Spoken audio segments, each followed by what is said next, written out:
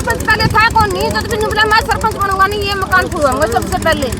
ये शादी सजी नहीं, ये मकान इसको मारेंगे सारे, ये नहीं टूटेंगे, कोई भी नहीं टूटेंगे। तोड़ फोड़ी है जी, हमने वोट को नहीं दी जी, नहीं हमारे पास पैसे देने जी। पीडब्ल्यूडी मिनिस्टर इसी गांव से रणवीर गंगवा, आप उनसे मुलाकात की? आप किया जी, सब नहीं पकड़ा जी। बीजेपी अड़ांगा जी, प्रोग्राम किया हमने, पैसे लगाए, माला डाली रुपया की, फिर भी कुछ नहीं सुनी। शुरू में आश्वासन दिया जी तारे मकान नहीं फूटेंगे, मामले कह के देते हैं, के जी हाईकोर्ट का मामला है, फलाना मामला है, ढिकड़ा मामला है। पनियार का रणवीर पनियार का प्रोग्राम करा हमने, फुल खर्चा लगा के, अब वो नहीं आ रहा हमारे सामने। हाईकोर्ट आज की जो कार्रवाई है उसको लेकर क्या कहना चाहिए? आज की कार्रवाई है, ये जो जोड़ की ज़मीन पे अवैध कब्जे थे और अमृत सरोवर योजना के तहत इस जोड़ का लगभग 2.5 साल पहले टेंडर हुआ था। कब्जे के कारण इनका सौंदर्यीकरण नहीं हो रहा जोड़ का, तो आज इनके कब्जे हटाए हैं, तो अब इसका सौंदर्यीकरण होगा। इसके अंदर पाथ बनेगी, चारों तरफ फेंसिंग होगी, लाइटें लगेगी, बेंचेस वगैरह लगेंगे, आगे पार्क बनना है। तो ये कब्जे थे कुछ चंद लोगों के थे, 5-7 लोगों के थे। अब ये गांव में पार्क बन गया या जोड़ बन गया, ये सौंदर्यीकरण हो गया, तो ये पूरे गांव के काम आएगा। गांव वालों ने आरोप लगाए हैं कि कुछ एक जो चुनिंदा लोग हैं ना, सिर्फ उनके जो है यहाँ पे घर फोड़े गए हैं, बाकी जो और भी अवैध कब्जे थे उनके ऊपर कार्रवाई नहीं है। अवैध कब्जे लगभग सारे हटा लिए हैं, लेकिन थोड़े बहुत बचे हैं। वो क्या, किसी की फुट थी, किसी की 2 फुट थी, वो छोड़े गए हैं। बाकी जो 100% थे वो सारे के सारे तोड़े गए हैं। इस बार आपने नोटिस नहीं दिया, बिना नोटिस दिए यहाँ पर आपने नहीं, सब नोटिस दे के पुलिस प्रशासन आके ड्यूटी में शिफ्ट लग के उसके बाद में कार्रवाई करी है। इल्जाम तो ये भी लग रहे हैं कि सरपंच साहब है, उनके खुद के भी कुछ कब्जे हैं। नहीं, मेरे कोई कब्जा नहीं है। मैंने तो जितने हमारे परिवार के कब्जे थे पहले वो सारे हटवाए हैं मैंने। मेरे परिवार के कुछ पक्के कब्जे थे, भाईचारा के अंदर बैठ के हटवाए थे। हालांकि वो कब्जे ऐसे थे जो साम्राज्य के अंदर थे, वो पक्के भी हो सकते थे।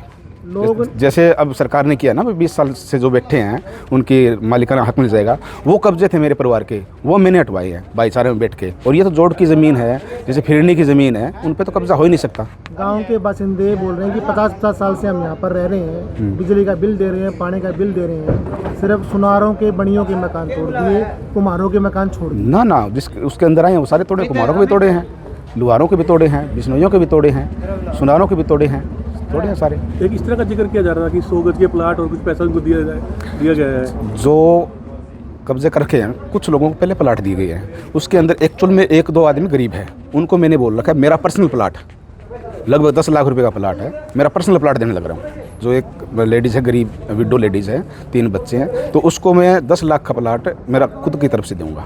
आज जो अवैध कब्जे तोड़े गए हैं वो लोग कुछ दिन पहले सीएम सैनी से मिले थे, तो सैनी साहब ने ये कहा था कि जी पहले आपको 100 गज के प्लाट दिए जाएंगे, उसके बाद ही आपके कब्जे हटेंगे। जो आगे कोई कार्रवाई होगी, पर सरकार अगर 100 गज की प्लाट देंगी तो हम जरूर देंगे। लोगों में एक रोष था कि एक बुजुर्ग महिला है जो अपाहिज है और उसके आगे पीछे कोई नहीं है, उसका मकान भी तोड़ा जा रहा है, उसके लिए क्या अभी तक तोड़ा नहीं उसका मकान। वही तो मैं बता रहा हूँ आपको, जो 100 गज का प्लाट मेरा फ्री में दूंगा उनको। वो बुजुर्ग महिला है, अपाहिज है, उसको, एक उसकी जेठानी है, वो विडो लेडीज़ है, उसकी 3 लड़कियां है, उसको मेरा प्लाट, मेरा पर्सनल प्लाट मैं उसको दूंगा। प्लाट आप देंगे, मकान कैसे बनाएंगे? मकान हम चंदा कर लेंगे, गाँव आराम है, कोई बात नहीं, चंदा करके कर देंगे।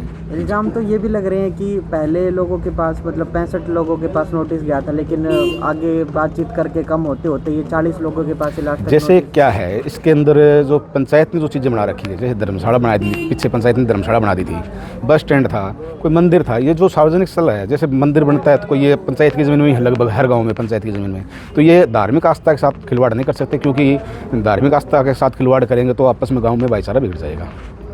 ऐसी कार्रवाई आगे भी होती रहेगी? हाँ, बिल्कुल होती रहेगी। और अब कल पूरे गांव को इकट्ठा करेंगे, उसके बाद में जो गांव की गलियां में जो रैंप बना रखे हैं या फिरनियों पे जिस लोगों ने कब्जा कर रखा है, तो भाईचारे में उनको बैठ के हटवाएंगे। अगर फिर नहीं मानते तो ऐसी कार्रवाई करेंगे बाद में। सर, आप सरपंच बनने के बाद आज एक बड़ी कार्रवाई आपके गांव के अंदर देखने को मिली, काफ़ी लोगों में रोष भी देखने को मिला, तो कई स्थानीय लोग कोऑपरेट भी कर रहे थे। ऐसा है, ये पहली कार्रवाई नहीं मेरी। सरपंच बनते 1 महीने के बाद मैंने पहले कब्जा हटवाया था, ठीक है, ये दूसरी कार्रवाई है, ठीक है। तो जैसे कब्जे पंचायत की ज़मीनों में लोग कब्जे कर लेते हैं, पंचायत को विकास करना है, गांव में कहीं धर्मशाला बनाना है, कहीं कम्युनिटी सेंटर बनाना है, कहीं आंगनबाड़ी बढ़ानी है, तो लोग कब्जे कर लेंगे तो वो चीज़ कहाँ बनेगी? गाँव में विकास कहाँ से होगा अगर पंचायत के पास ज़मीनें नहीं है तो? लोग तो ये भी एलिगेशन आपके ऊपर लगा रहे हैं कि जो गरीबों के मकान थे वो तोड़े गए हैं, अमीरों ने सरपंच साहब को पैसे खिला दिए। ना, पैसे का कोई लेना देना नहीं है जी।